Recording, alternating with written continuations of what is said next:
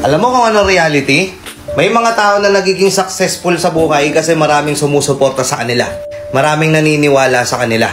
Maraming nag-cheer up sa kanila na go, gawin mo yan, galingan mo palagi, kaya mo yan. May nagbo-boost sa kanila.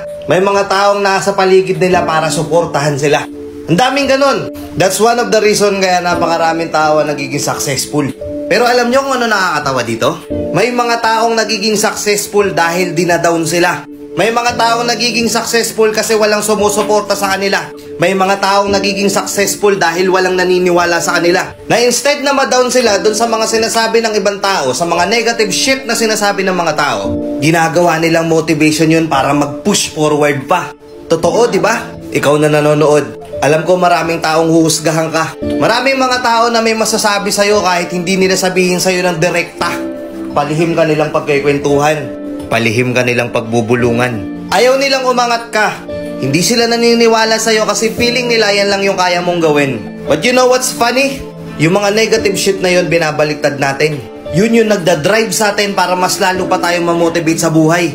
Na kailangan patunayan natin na mali sila. Patunayan mo sa kanila na nagkakamali sila. Na hindi ikaw yung taong akala nilang ikaw yun. Meron dito mga nag-aaral pa. Sinasabihan sila na wala kang mararating. Na kahit ipakita mo yung grades mo dun sa mga tao, instead na sabihin nila sa'yo na wow, congrats, proud ako sa'yo. Ang sasabihin nila, aba, dapat lang ginawa mo yan.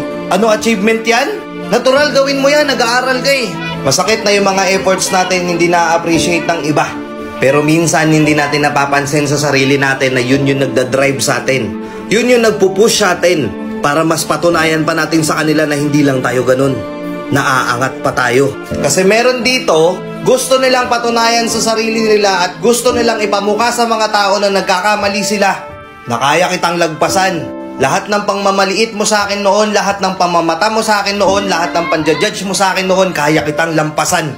Ilan dito yung mga nakakaranas ng ganun?